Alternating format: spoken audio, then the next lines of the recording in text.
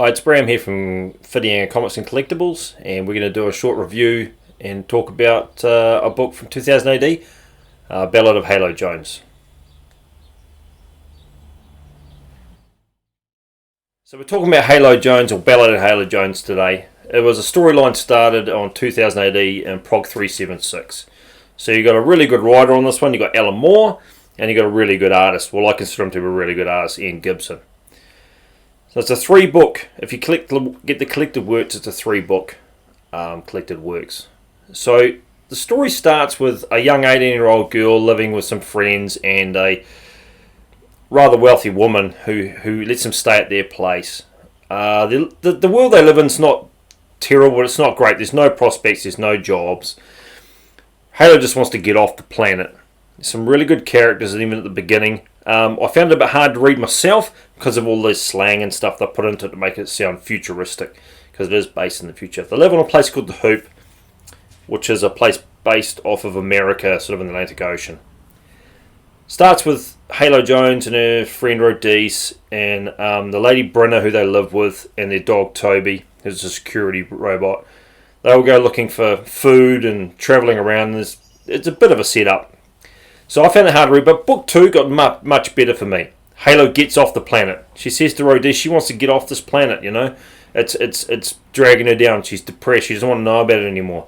So she gets on a sort of a cruise ship that travels in the sky called the Clara Pandy. Rodice promises to go and meet her at a planet later on, once they've had a bit of an adventure in a year's time. So Halo gets on the Clara Pandy. She travels through space. On this thing, working as a cruise ship attendant or whatever you want to call it. Toby goes with her to look after her because there is a bit of an incident in book 1 where Toby's master ends up dying. So you get into space. Toby's the security droid running around the ship, and Halo is working on the ship itself. Toby ends up telling Halo that, well, even though I'm a security droid, I'm infatuated with you. Blah, blah, blah. So there's an incident there. Toby tries to attack Halo. There's a bit of an incident. Toby gets rid of. He gets put into a furnace and melted, basically. Okay? She gets to this bar on this moon where she's supposed to meet Rodice, or this planet where she's supposed to meet Rodice, and starts getting on the chop, thinking Rodice is going to turn up. She gets a message. Rodice says, no, I'm not coming. I never even left the Hoop. I never left. I'm too scared to leave. She's kind of agoraphobic. She doesn't want to leave the environment she knows. So Halo gets really depressed. She gets absolutely smashed at this bar and then sort of loses her way, doesn't know what to do. In the next one, in the book 3, she joins the army, which is my favourite book. It's full of action. It's full of weird concepts, scientific concepts. So she joins the army, does some training, gets deployed, gets into a bit of an altercation. She's one of the only people that survives out of this battle she gets caught up in.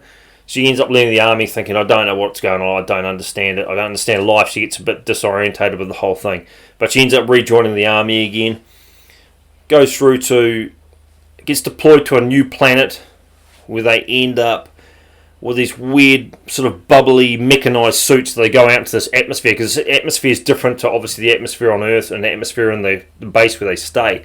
So when they're out there, time goes way slower, but it passes wicked fast in the base itself. So when they're going out for, say, a day's little excursion, it may take 2 weeks.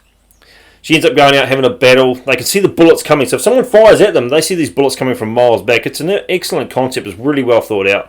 So Alan Moore's done a good job on that. And they can see these bullets coming, and they can't move because their movements are so slow in these suits. A lot of them end up dying. So Halo ends up getting promoted. She keeps surviving, keeps getting promoted.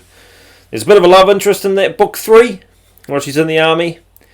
And, all through the book there's good characters. Interesting characters. Bring them in. It makes sense, everything clicks. Book 3 ends. You think there's going to be another one. I haven't read it. And there will never be another thing to read, because I found out that Alan Moore himself, even though he had an ending for it all, had a conflict with Fleetway or IPC itself that run 2000 AD. So he refused to sort of do any more work, Halo Jones. He may have done some other stuff afterwards, 2000 AD, but I think it was very close to him moving to America and doing some stuff there. So that's our review on Halo Jones. So if you've ever thought about reading it, but sort of just started it, but never got around to actually reading through book 1, recommend reading it. Book 2 and 3 will by far better than book 1, but you need to read book 1 to lead you into the last book. That's how it works. It works well. Okay, so thanks for listening, and we'll get back to you with a new review soon. Cheers.